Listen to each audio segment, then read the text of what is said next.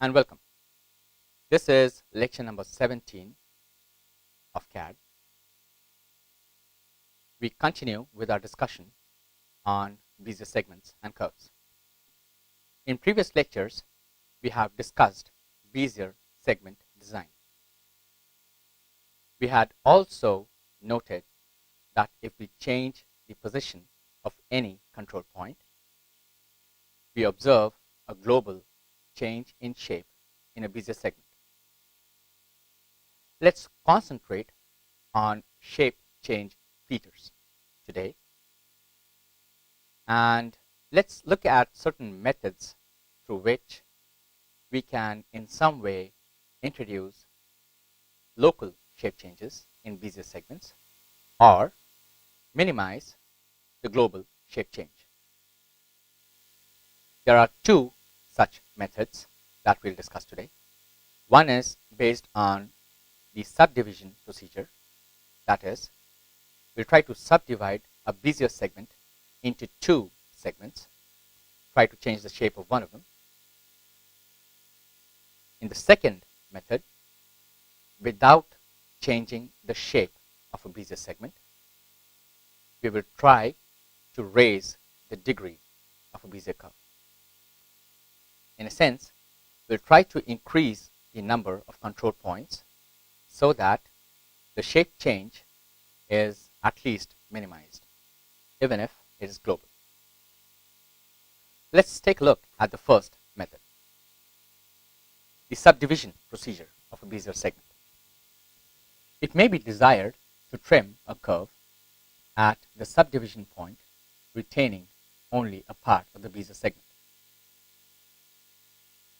Or one may subdivide a curve and design a segment separately without changing the shape of the other segment, and therefore gaining additional design flexibility. Subdivision involves partitioning a Bezier segment, Ru, at some point u equals c. Note here that the value of c will be in between 0 and 1, and it is going to be a particular value. Well, subdivision involves partitioning a curve into two segments, each of which by itself is a Bezier segment of the same degree. So the problem now is a Bezier segment is given by, let's say, n plus 1 control points or data points or design points, b sub 0, b sub 1 up till b sub n. This Bezier segment needs to be subdivided at point u equals c. As I mentioned before, the value c should be in between 0 and 1. We need to determine two new sets of control points, namely P0, P1 up till Pn. So this is the first set, and Q0, Q1 up till Qn. This is the second set, so that the Bezier segments span the original Bezier curve in the parameter range 0, u, c, and c, u, 1 respectively. So the essence now is to be able to identify two sets of control points, this one and this one, in a manner that a Bezier segment can be represented by two separate segments, and the original shape of the Bezier segment remains the same. Let's see how we can determine these control points.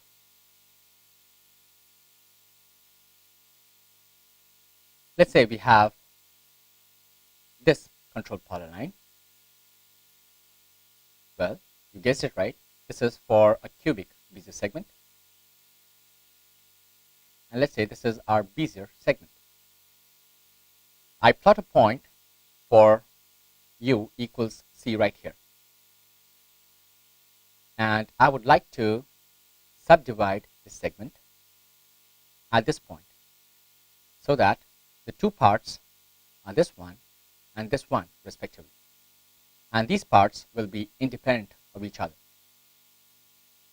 As I mentioned before, you as a designer might want to change the shape of this segment locally without changing the shape of this segment, or you might want to trim a Bezier curve at this point, retain maybe this segment and eliminate this segment, or vice versa. Anyhow, you have many design choices. So this is the first segment, and this is the second segment. Let's try to sketch the control polyline for the first segment. And this one is for the second segment. Notice that the control polyline will change, but the Bezier segment will retain its shape. So the first control polyline is given by points p sub 0, p sub 1, so on and so forth, p sub n minus 1, and p sub n. And the second one is given by q sub 0, q sub 1, so on and so forth, up to qn. Notice two features here. One, that p sub n and q sub 0 are the same, and the last tangent or the last segment of the first polyline aligns with the first segment of the second polyline, in a sense that the slope here is the same. The same control point here and the same direction of slope here will maintain position and slope continuity at this point. The question now is how to determine these control points, P's and Q's. Well, let's first express the two curves which are identical for values of u in between 0 and 1. Okay, so the first segment r sub 1 will be expressed in terms of parameter u prime as summation I goes from 0 to n, the ith Bernstein polynomial of degree n, a function of u prime now, times the control points p sub I. And notice, or this Bezier segment will be the same as summation I goes from 0 to n, the ith Bernstein polynomial of a new parameter here, which is c times u prime, times the original design points that were specified by you. Here we have used the transformation u prime equals u over c. What does that mean? When u is equal to 0, u prime is equal to 0.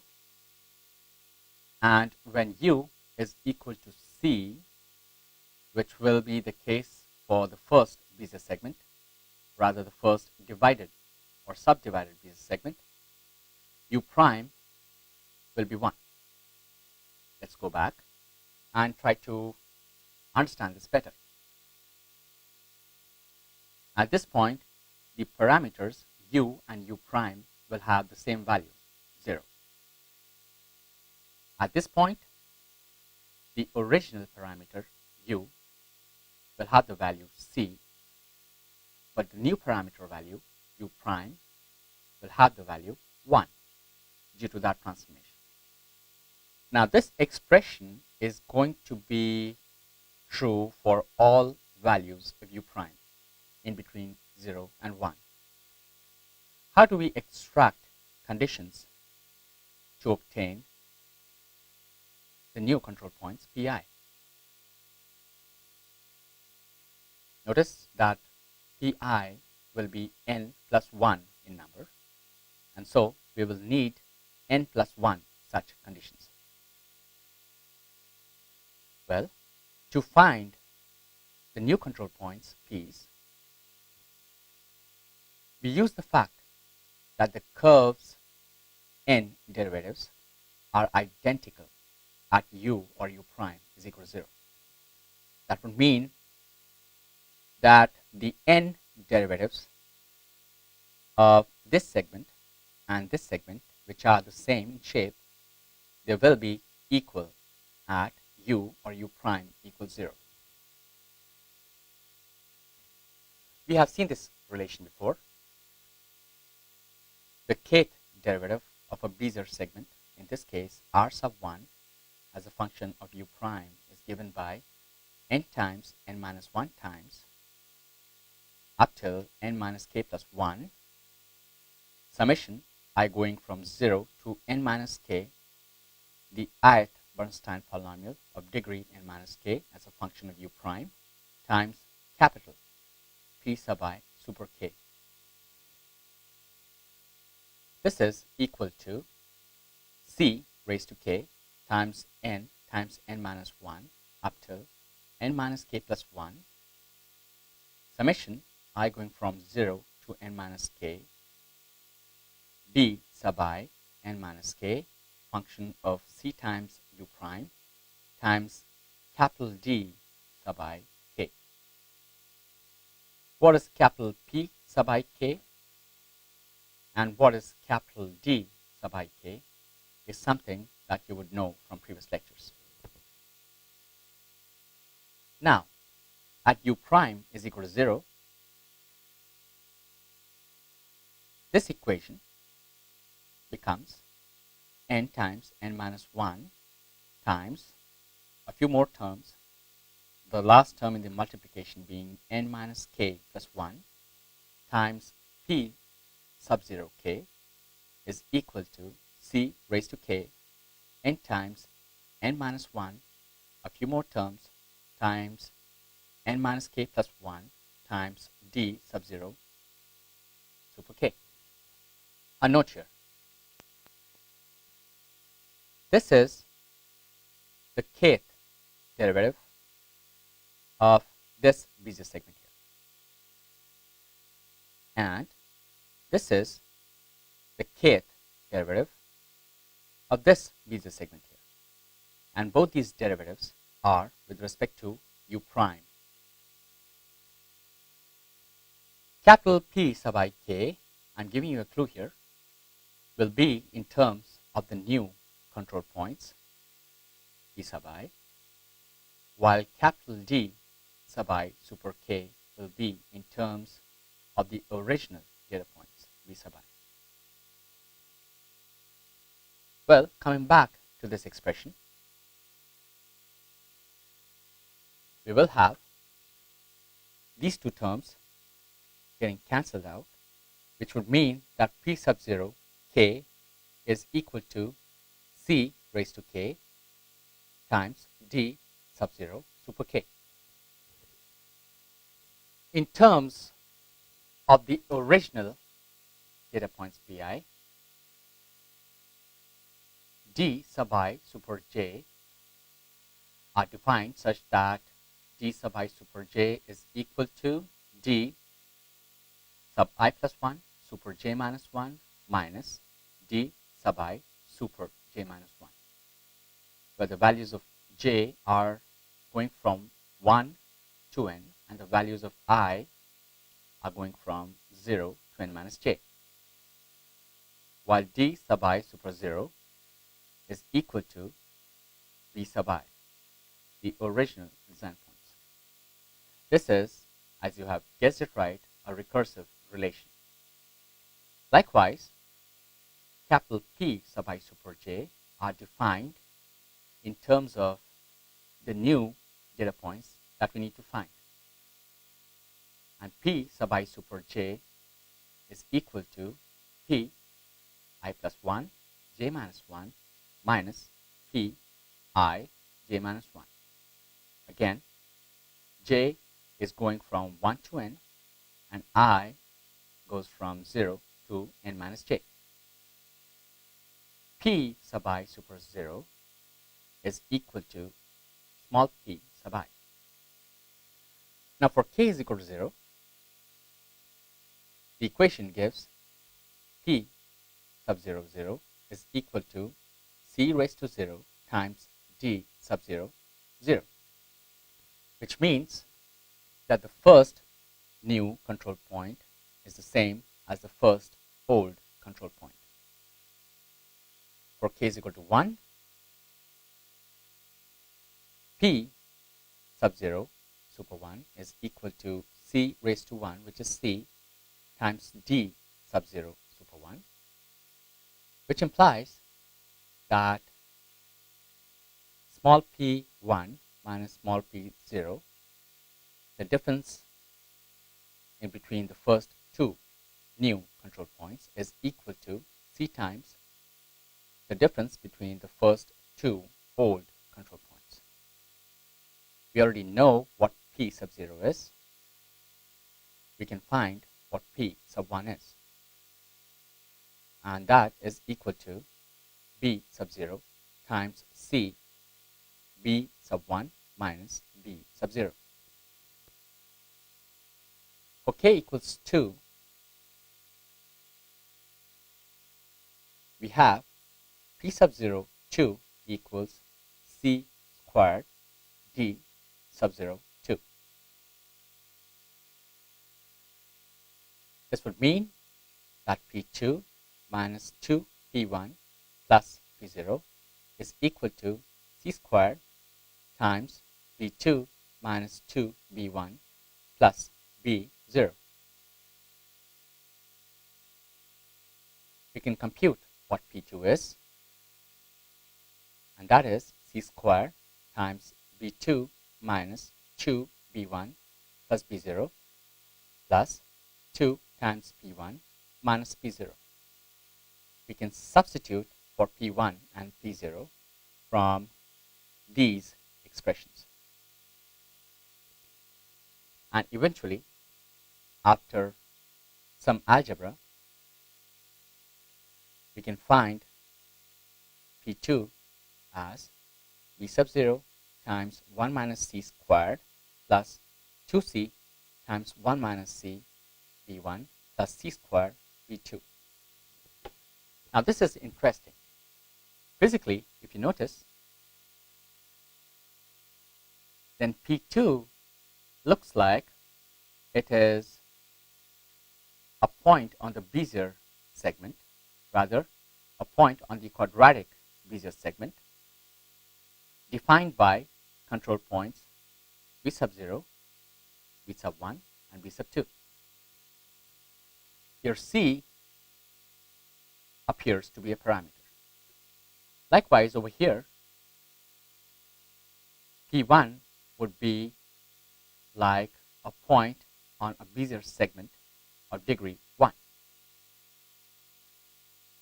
And you can use this physical observation and extend it to get P3, P4, and so on and so forth. What we saw previously was a little involved algebra to compute the new control points for the first subdivided Bezier segment.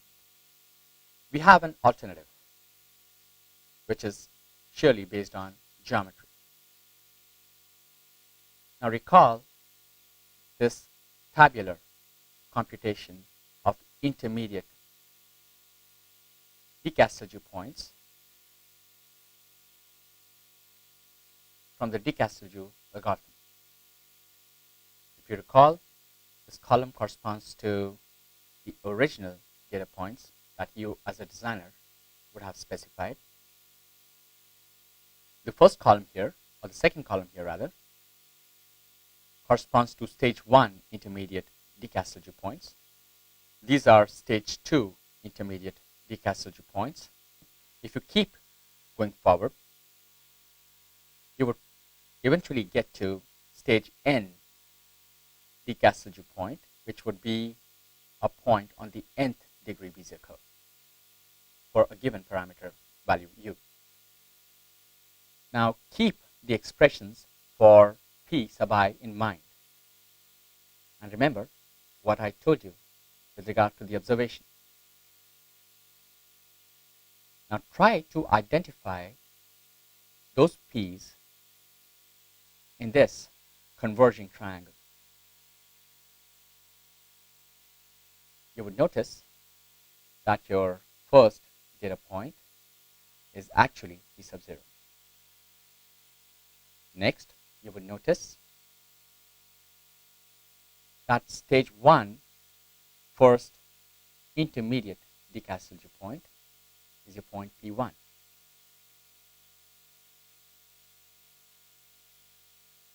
Stage 2 first intermediate decasseling point is the point P2. Likewise, the final point for a value of C now here. So remember that these intermediate decasseling points are for U equals C. Stage N, which is the final point on the Bezier segment for U equals C, is our design point P sub n. What have we observed? Without going through painstaking algebra, we can geometrically identify what the new control points P sub 0, P sub 1, P sub 2 up till P sub n are for the first subdivided Bezier segment. And they correspond to the top edge of this triangle. Now, using the geometric information that we have here, can we guess, without using the algebra, what the new control points for the second subdivided Bezier segment would be? I'm just asking you to guess, so it can be wrong. My guess would be that this point, B sub 0 super n, will be Q0. This point here will be Q1. And if I keep going from right to left,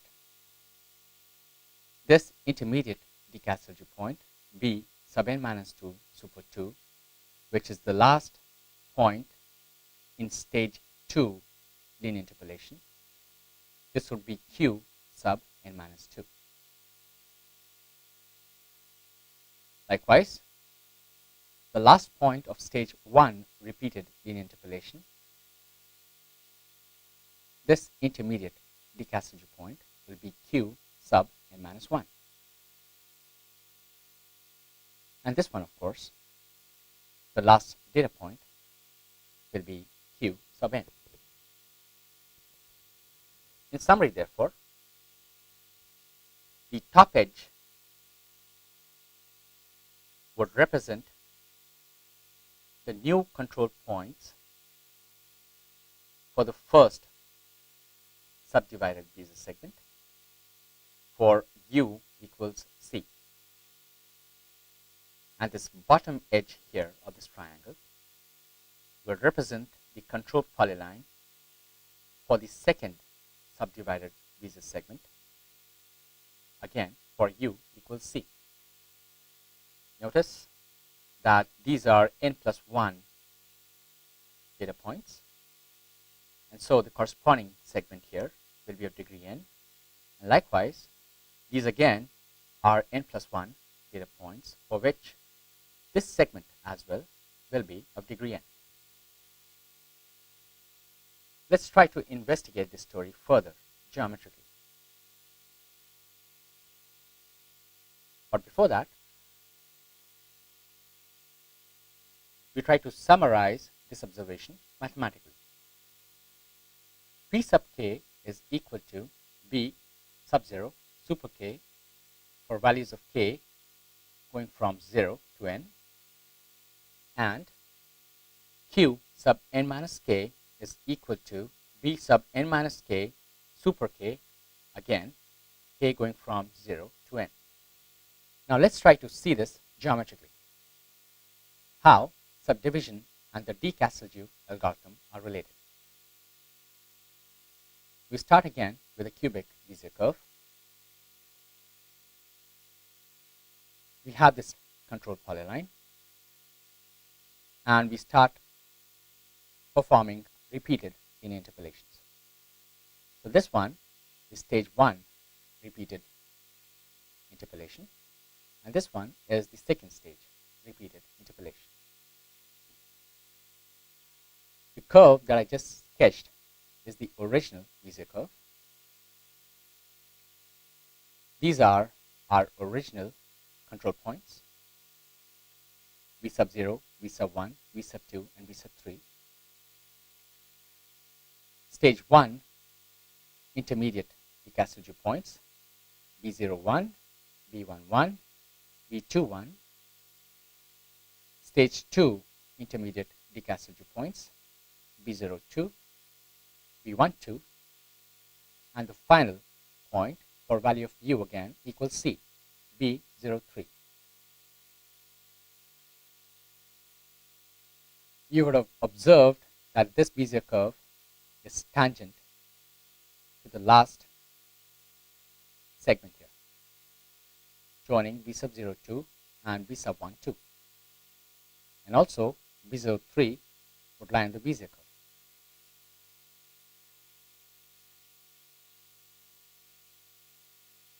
I'm emphasizing these line segments, joining B sub 0, B01, B01, B02, and B02, B03.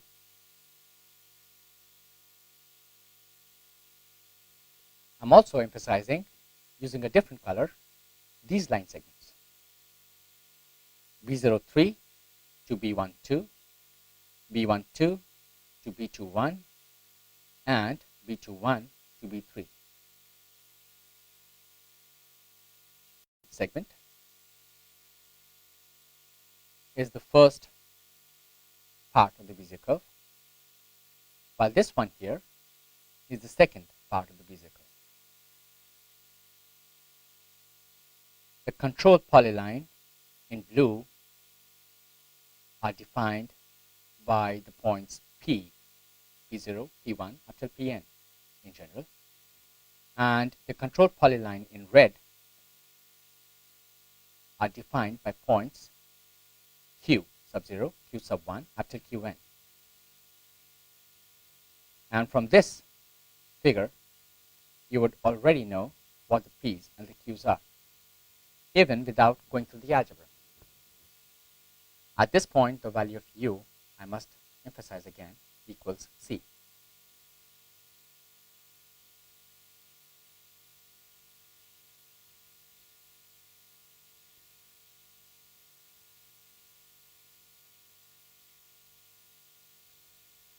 I'm highlighting the control points, P's and Q's.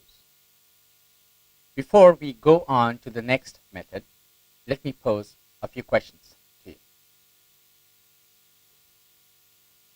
Try to figure what will happen if I change the location of any of these points. I must tell you here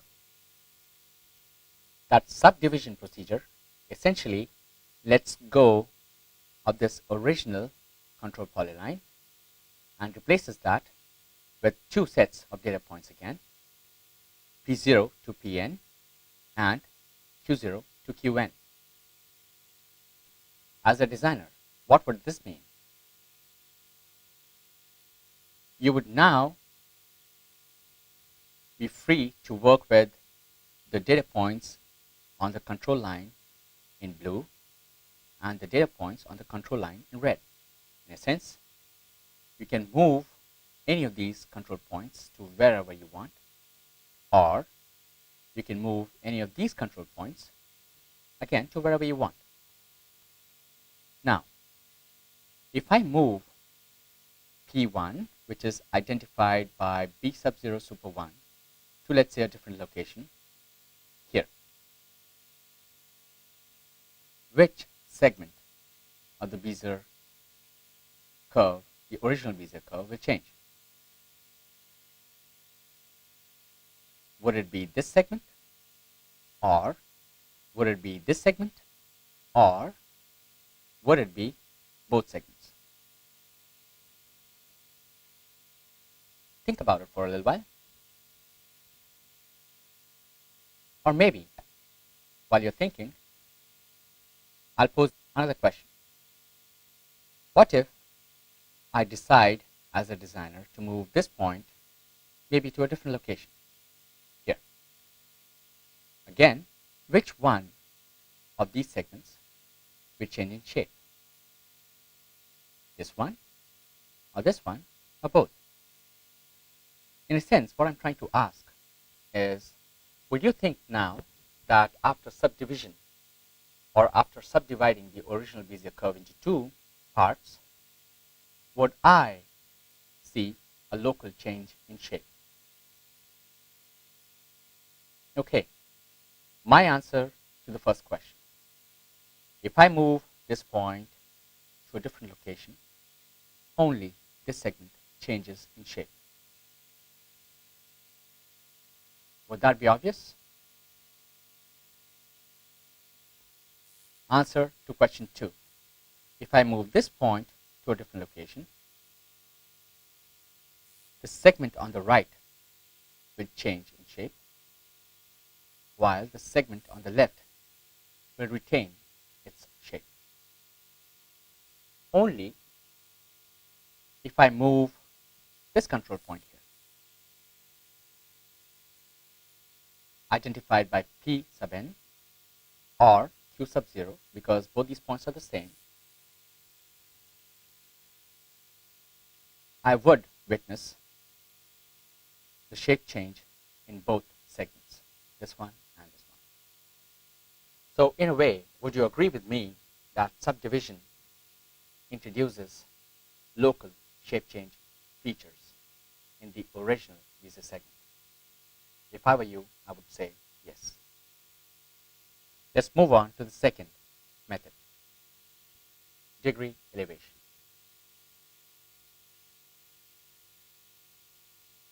The idea here is to improve flexibility in design by increasing the degree of the original Bezier segment, which results in the addition of a data point. The shape of the segment will, however, remain unaltered or unchanged.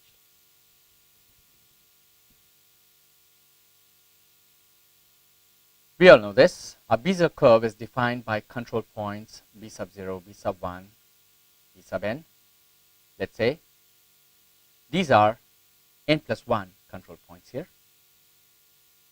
Okay, and the problem is to find a new set of n plus 2 control points given by Q sub 0, Q sub 1 up till Qn plus 1, so that the original shape remains unchanged. The new Bezier curve is going to be given by summation I going from 0 to n plus 1, n plus 1 combination I times 1 minus u raised to n plus 1 minus I times u super I times qi. This is how a Bezier segment will be represented using new control points qi. You guessed this right. This is the ith one-stand polynomial of degree n plus 1.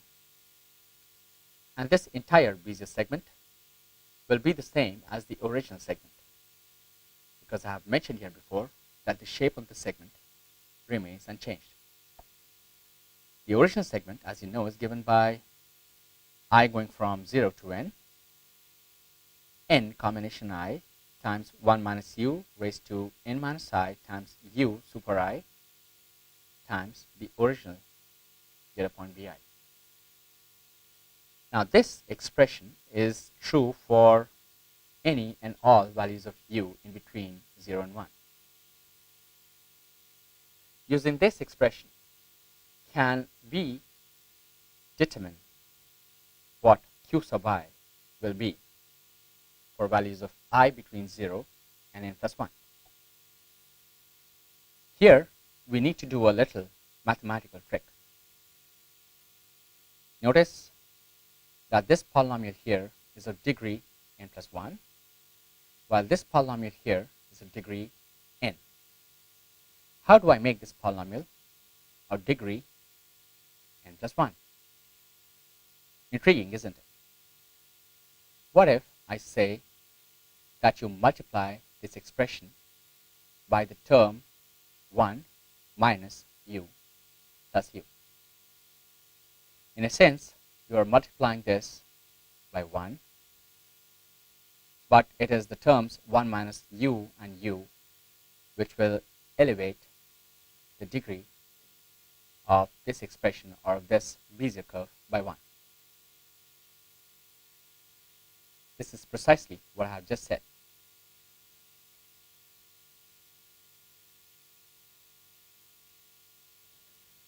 If I see one term in this expression, any term, then that is equal to 1 minus u plus u times n combination I, 1 minus u raised to n minus I times u raised to I times bi. Absorb this term into this to get nci 1 minus u raised to n minus I plus 1 times u raised to I times bi plus n combination I times 1 minus u raised to n minus I times u raised to I plus 1 times bi.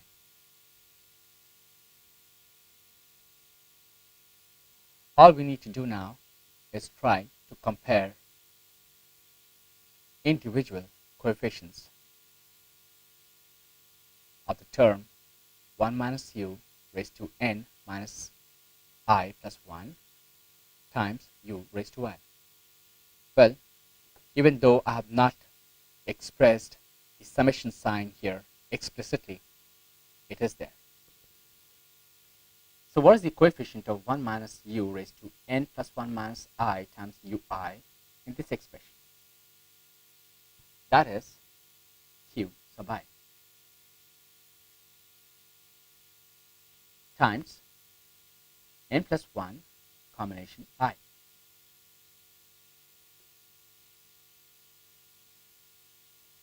From here, it is n combination I times bi, which is this term here. And from here, it may not be apparent as of now, but if you try to change the index I to I minus 1, this will become I minus 1 plus 1, which is I, and this will become n minus I plus 1. So there we have this expression also contributing a term, and that term will be n combination I minus 1 times b I minus 1. You can work the algebra out. You can expand n plus 1 combination I in terms of the respective factorials, and you can rearrange the terms to eventually get q sub I equals 1 minus I over n plus 1, the entire thing times bi plus I over n plus 1 times b sub I minus 1. What do you notice here? qi is expressed as a linear interpolation between points bi and bi minus 1. Also notice that this term here, I over n plus 1, which is the same as this term, changes as we increase the index from 0 to eventually n plus 1. So like in case of Bezier segments, in repeated linear interpolations, we had held the parameter value constant, if you recall the de Castelgee algorithm. In this case, if we perform a similar procedure, and if we consider this to be a parameter value, this would change and in fact increase as I increases. Again, this index I will go from 0 to n plus 1. Let's take an example. We are given data points A, B, C, and D. The two-dimensional coordinates are for A, 0, 0, for B, 1, 2, for C, 3, 2, and for D, 6 and minus 1. We raise the degree, or we elevate the degree of this cubic Bezier segment to 4, 5, and so on and so forth. And we try to determine and show the new control points and therefore new control polylines.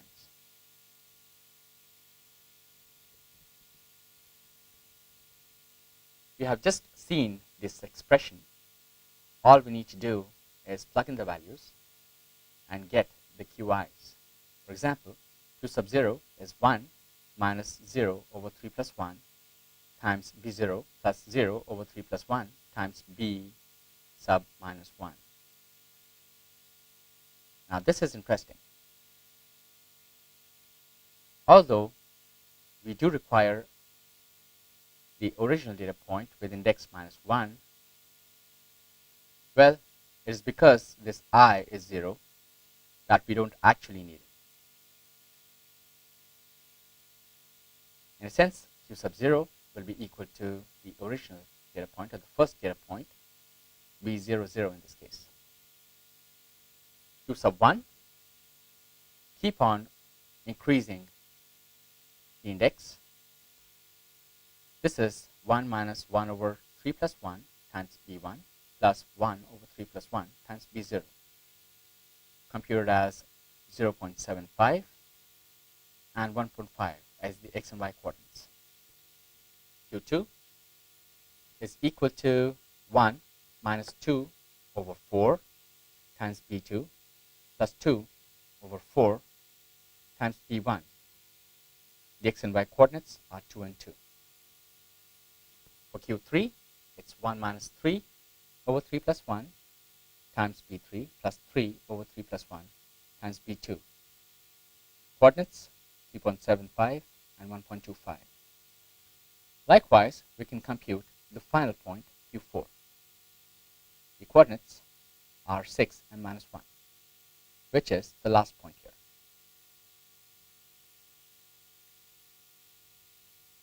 Let's take a look at this figure.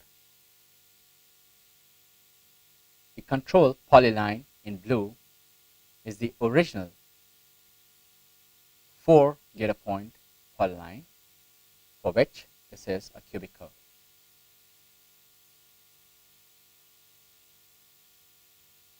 The control polyline in red here, which has this data point, this one, this one, this one, and this one, represented respectively by Q0, Q1, Q2, Q3, and Q4, represents the polyline for a degree 4 Bezier curve. And notice that the degree 4 Bezier curve would be the same in shape as a degree 3 Bezier curve. There's no shape change. Likewise, using these Qs, I can raise the degree of this Bezier curve by 1 again. I'll have 6 data points, and those data points will be shown by the control polyline in black here. 1, 2, 3, 4, 5, and 6. And I can keep on elevating the degree of this Bezier curve without changing its shape. So, from the design perspective, what is happening? I'm introducing additional data points or design points and retaining the shape of the curve. Try to compare two scenarios here. Had I worked with the polyline with 4 data points, the blue polyline here, and had I moved this point to a different location, would the change in the curve shape be significant compared to the following case that I'm talking about. The case where I move this point to maybe a different location. I would say that had I moved this point, the local change in shape over here would have been less compared to had I moved this point to a different location. Well, I had just said local change in shape.